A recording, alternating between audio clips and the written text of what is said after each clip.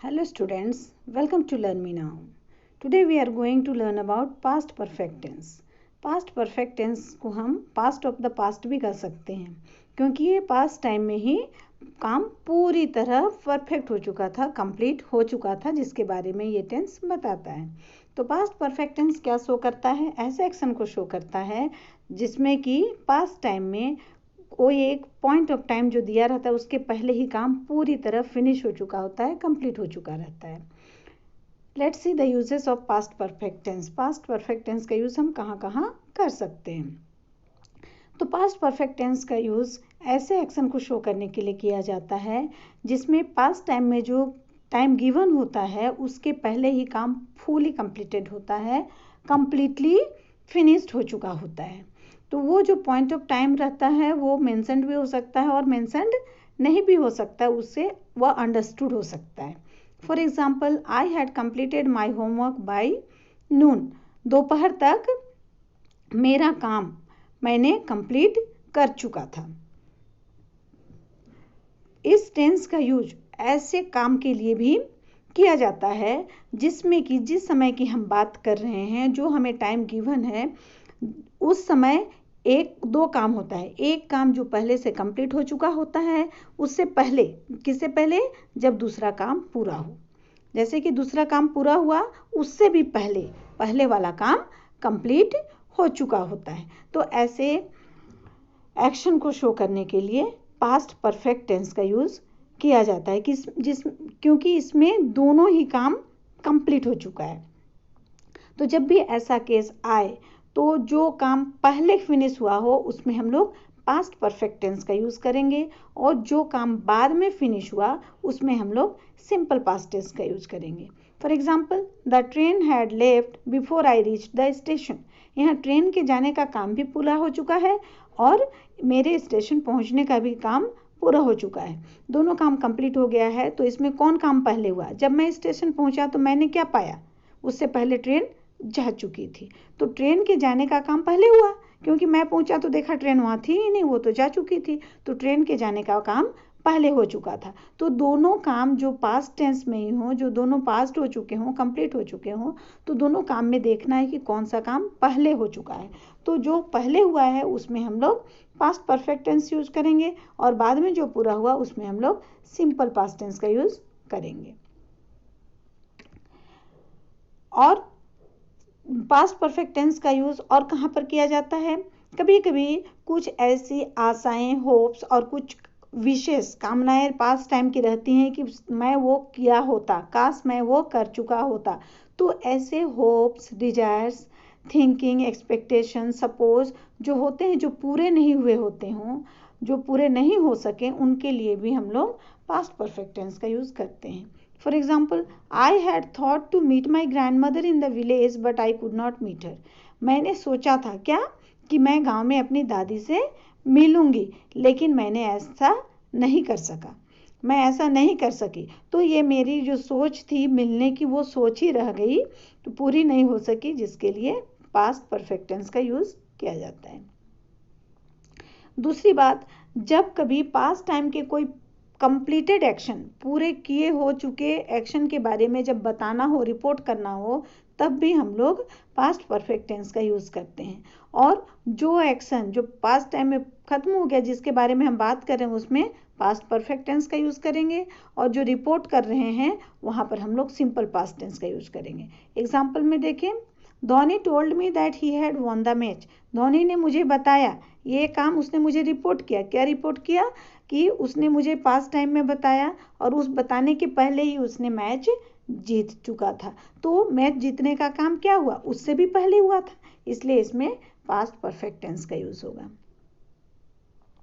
दूसरी बात, past time में कोई ऐसे एक्शन या वर्क जो इनकम्प्लीट रह गए हों, उसके इनकम्प्लीटनेस को शो करने के लिए भी पास्ट परफेक्ट टेंस का यूज किया जाता है। For example, if Ram had worked hard he could have passed his examination. अगर उस समय राम बहुत मेहनत किया होता तो वह पास कर सकता था। मतलब पास कर सकने का संभावना भी बीते समय का था, और उसके पहले अगर वो किया होता। तो काश वाली बात जब हम कहते हैं तब यहाँ पर भी हम लोग पास्ट परफेक्ट टेंस का यूज करते हैं। तो हमने देख लिया कि पास्ट परफेक्ट टेंस को कहाँ कहाँ यूज किया जा सकता है। अब हम पास्ट परफेक्ट टेंस को कैसे सेंटेंस में फॉर्म करेंगे, कैसे उसका सेंटेंस बनाएंगे, ये सीखेंगे। तो इसके लिए अफर्मेटिव सेंटेंस में स्टेटमेंट में सबसे पहले सब्जेक्ट आता है और सब्जेक्ट के बाद हैड जो परफेक्ट शो करता है सेंटेंस को, उसके लिए हैड का यूज करते हैं हेल्पिंग वर्ब, और इसमें हमेशा वर्ब का थर्ड फॉर्म यूज किया जाता है जिसको हम लोग पास्ट पार्टिसिपल फॉर्म भी कहते हैं। तो हमेशा वर्ब का थर्ड फॉर्म यूज किया जाता है, फिर ऑब्जेक्ट पुट किया जाता है। तो ये जो वर्ब 3 है ये हर एक सब्जेक्ट के साथ इसका यूज होता है। और हैड भी चूंकि हैज और हैव का पास्ट है, इसीलिए दोनों का पास्ट होने के कारण हैड का यूज सभी सब्जेक्ट के साथ किया जाता है, चाहे वो सिंगुलर हो या प्लूरल हो, फर्स्ट पर्सन, सेकेंड पर्सन या थर्ड पर्सन में हो। For example, I had gone to school by noon. मैं दोपहर तक अपना काम खत्म कर चुका था, अभी करने के लिए कुछ भी बाकी नहीं है। Let's see the negative sentence of past perfect tense. तो इस टेंस में नेगेटिव सेंटेंस नकारात्मक वाक्य बनाने के लिए सबसे पहले सब्जेक्ट का यूज किया जाता है, सब्जेक्ट के बाद हैड लगता है, फिर नॉट लगता है और वर्ब का थर्ड फॉर्म, देन ऑब्जेक्ट लगता है। तो हैड नॉट जो है इसका यूज हर एक सब्जेक्ट के साथ किया जाता है, चाहे वो सिंगुलर हो, प्लूरल हो, थर्ड पर्सन हो, फर्स्ट पर्सन हो या सेकेंड पर्सन, जो भी हो।